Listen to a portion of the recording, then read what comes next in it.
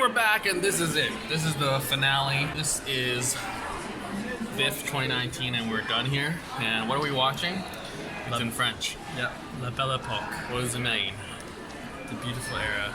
Oh. Cher Monsieur Drummond, votre fils et moi serions très honorés de vous offrir la soirée de votre choix dans le cadre des Voyageurs du Temps. Okay, so I don't know who directed it. Who directed it? I don't have my book with me. Nicolas Bedos. He's only done 2 films. All I know is there's like a time travel element, and it's an older guy gets approached or involved with some kind of young business guy who gives him the opportunity to go back in time to 1974. To his chosen era. And I think my guess initially is to like right a wrong. Probably has something to do with like righting a wrong. I thought you meant right and wrong. No, right or wrong, and probably has something to do with like a relationship in his past that has failed. Okay. My guess would be like to fix his marriage. Oh, okay. But we'll see. We'll see. It's a French film, so it usually involves a woman. Apparently the reviews are raving. It's like, this has done what French cinema hasn't done in a long time, and it's actually good. Yeah. Or whatever that means, because I don't watch French films. I would expect it to be kind of quirky, stylish, safely shot, and like directed. Sure. I don't know anyone in this. I didn't even look at anything. I only look at the narrative, but that's it. Out of all 11 movies that I've seen, you saw 11? Yeah. This is the one that I have zero expectations for. So. Well, I mean, you should have some, since it's the closing gala. It's wide open for me, and I'm just happy to be surprised and be here. To be here, to witness this. Yeah. Okay, so blank slate, no expectations, or expectations of some sort. Mm-hmm. So this is the before. This is after. Okay, closing gala. Okay. I'm assuming the opening gala is also this kind of quality, where it's feel good, happy, and sort of challenging, but not. So it's more general audience. I think this VIFF, so this is the end of VIFF of 2019.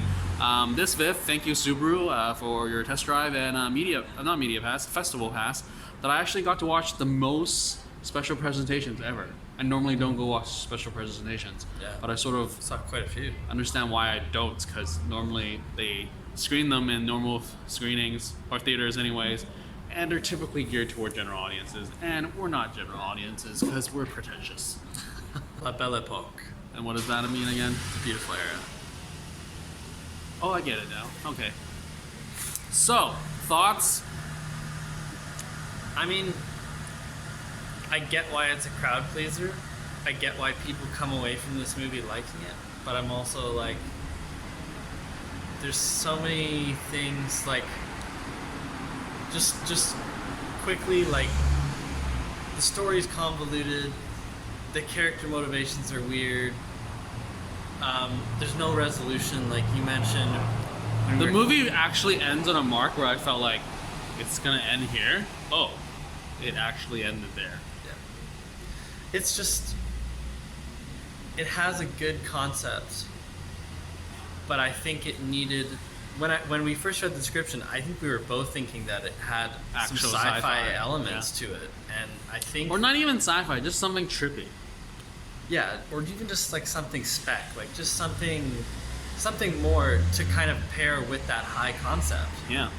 And really, it was not. It was all theatrics, which also could have been pulled off well, but, you know, the actual business itself, the business in the film of recreating these people's, desired, like, temporal destinations. It's one of those, don't think too much and then you can accept it. But once you start thinking, like literally just thinking about it a little bit more, you'll be like, this makes no sense. Well, like you were saying, the business from the get-go has flaws.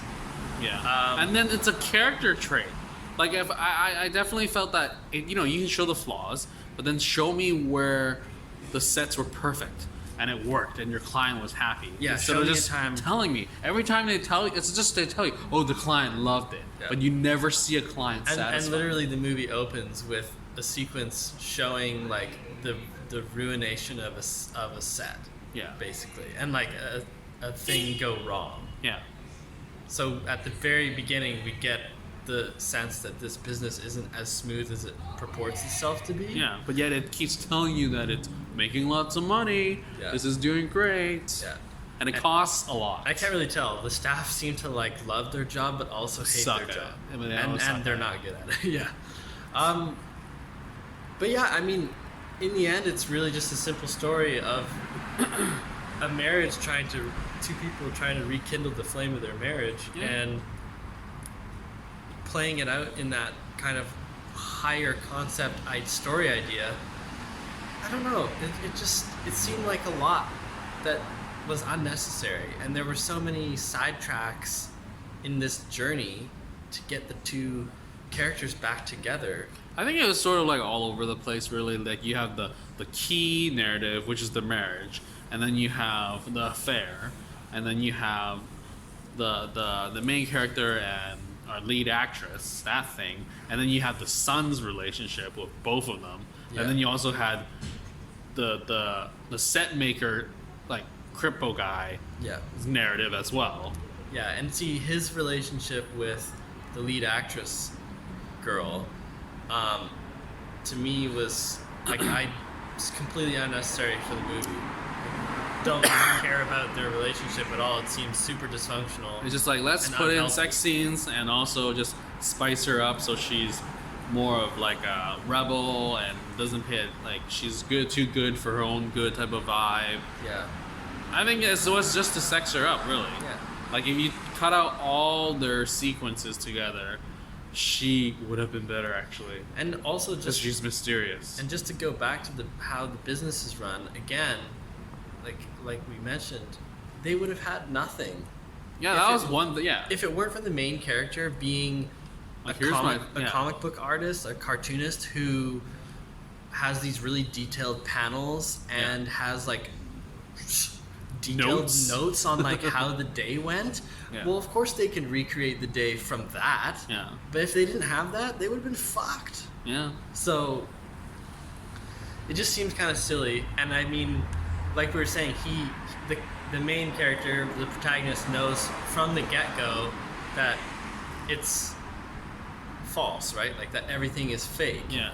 And I just feel like this would have been a much more interesting movie if it had been, you know, and you had like the VR element too. Like they kept talking. Yeah. Like the wife was using VR. I thought that would actually be incorporated back in, and then that's when you get twisted out. You're like, oh, this was actually VR, and then maybe he hits his head or something, and it becomes his reality.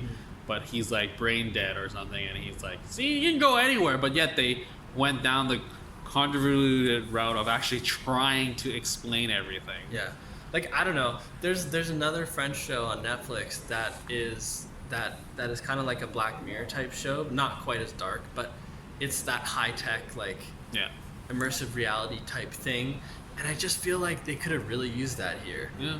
And they could have done some interesting things. And they didn't have to explain so much stuff. Like his sequences of like critiquing. I mean, like it's a good character build, but it's like you overkill with his critique. Like we know he's like that. But you don't even get a payoff. Like all that. What is that building to exactly? The only payoff you get is a comedic payoff in a scene that's like as the credits are rolling, where you get them being married. Yeah. And like that's the only payoff for that. Was that? I don't think that was even their real marriage. No, it wasn't. Yeah. But like that's the only payoff for that character trait of him being like super critical and like analyzing everything. As the set director, like you just get that laugh at the end. There's no other payoff that has any ramifications for the main character.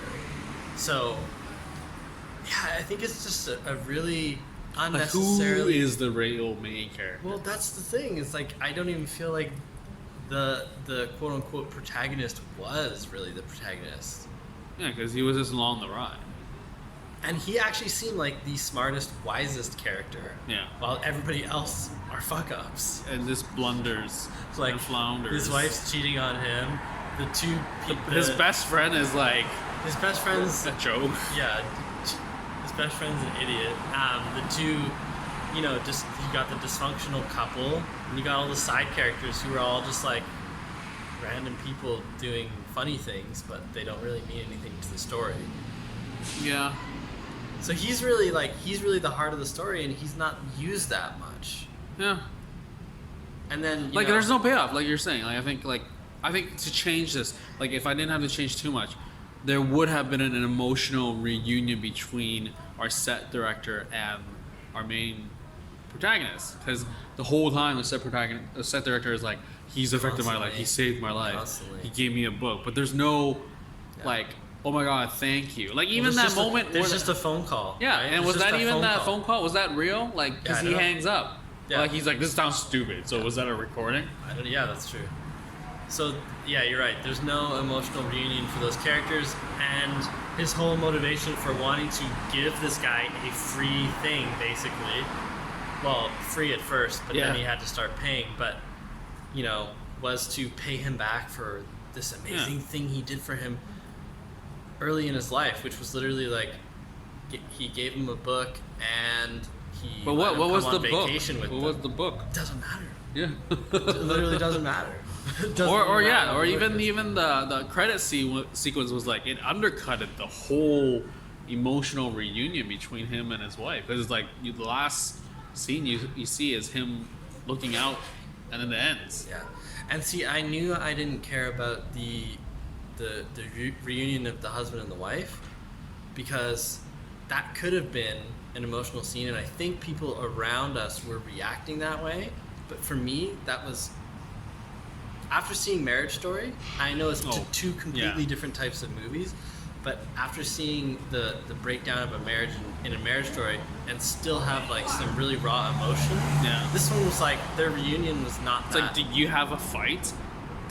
Are you talking to your wife knowing she had an affair willingly with your best friend, and yet now she's on set, you guys are all okay and great? So it was, I felt like this movie was, less than 2 hours, but I felt like that jump where he gives her his drawings, and then that cut where she just goes to the set, it's just like, did we miss like 15 minutes? Yeah. And I think overall, I mean, the last thing I'll kind of say is that I just expected more from, I don't know this director that well. This is only his second film, but I mean, it's so safe. Like the writing and the directing, there's nothing that like stands out. Yeah. Even now that we've left the movie and I'm like thinking back to it, I'm like, there's no shot that really stands out to me. There's no line of dialogue that is like, Yeah, because everything that's emotional, she's like, I didn't tell her to do that. Like that one scene where she starts crying and he's like, I didn't tell her to do that. Like if he cut that out and just let that scene play out, and then like that's it. It cuts between him and her, and he undercuts most of the emotion when he's like, she's going off strip, or she's doing like great, and then like because I feel like there should have been a change of perspective where I feel like the set director could have been the main character. Yeah. Also, the client is paying you money, and you're just gonna barge in on the scene because your lover is kissing improvising. Yeah. Like, come on, that's not. Yeah, and then even like when the whole mom and dad thing at the set reunion, the kid shows up, and then it's okay. Like why are you again like breaking away from like the moment? Yeah. So I feel like this movie is like all over the place, where it's just trying to cash in on most of like, let's just do all these relationships up and then let's bring them all in, and it's just like, why when you have something? I just think it's in the end it's just too simple of a story to be paired with what seemed like a high concept. I think they should have gone a sci-fi route, or not even sci-fi, just a mental state. But think about, they could have really made it like an immersive reality, whether with VR or like some kind of like, I don't know. Maybe there is. I haven't been to a closing gala, so I can't compare. Maybe like it's supposed to be happy and all that stuff. Like for me, I definitely would have wanted this to be like VR elements, and he tries it, he likes it, he's addicted, and then in the end we find out he's so addicted that he's stuck there. Yeah. Like that I would have liked. Yeah. But that would have been too dark and sad. Yeah. I mean, there's nothing like, this movie is not a bad movie. But it's like once you're done, you're just like, okay, it's done. It's a decent movie, but it's not memorable at all. Yeah. Like it's like the good. concept is memorable, but then at least then you remember, that's how they pulled it off, then it's less impressive. It's enjoyable and it's fun and it has a few like genuinely funny moments. But they redo a lot of the stuff. Yeah. Like the glasses guy who's just, you know, he just wants to get laid and and high, or like the other assistant wants to act. Yeah. And it's just redone, and then his critique goes over and over. Yeah, I just feel like with that kind of concept for a business, like you need to ensure that your ship is running so smoothly, and it has. It was a lot more tell than show. Like, it just show me that it works. Like, show me a satisfied client. Yeah, I agree. And that's it. That's all I would have needed for it to be established as this business runs. Yeah. But no, you kept going the critique, and yeah, that's it. Yeah, and obviously it's a happy ending for the two main characters, the husband and the wife.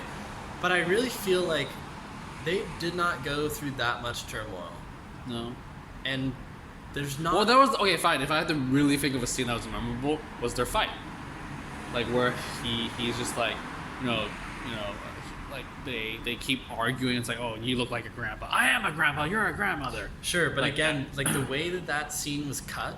Yeah. After watching Marriage Story, the longer take in Marriage Story of a similar fight, it's just two like completely different approaches. It was using like pacing and cutting to build up the emotion when you're not letting your actors do what they know. I mean, I'm pretty sure they're capable, but it's just like you're cutting around them so that it's like you use that tension build because of the fast cuts and yeah, you're just not letting let the screen do the talking. Yeah. So, anyways, enjoyable, but I kind of wish the fest this year had ended on a higher note, on a better note. Like finishing off with Parasite would have been so much better, or even Marriage Story. Yeah. But yeah, I mean, it's an okay movie, but not one that I'd watch again, and not one that's necessarily like recommendable or memorable. Yeah. Yeah, I agree. Any last words? Thanks, VIFF. Yeah, thanks, for another VIFF. good year. Yep. Lots of good films. Do more weird stuff next year. Yeah, get some weird stuff. Yeah, in this there. year is kind Get of more safe. like Deer. See, again, like French movie. After watching Deerskin, I was so into that, like quirky Frenchness, and I wanted this time travel concept thing to be quirky as well. Yeah. And I didn't get that, so. So you are unsatisfied with your own expectations. Yeah, I probably set expectations too high for this movie, but to be fair, I had read a lot of good things about it, and none of the reviews had got into any specifics, so I really didn't know what to expect. I guess I was kind of underwhelmed. So there you have it. Well, that's unfortunate. Anyway, so this is VIFF 2019. So keep watching, keep liking, and subscribe, and share, because sharing is caring. And that is all for this before and after of La Belle Époque. the existence, the profession of this era. Is that it in French? The beauty of this era. The beautiful era. The beautiful era. Anyways, that's it. Later.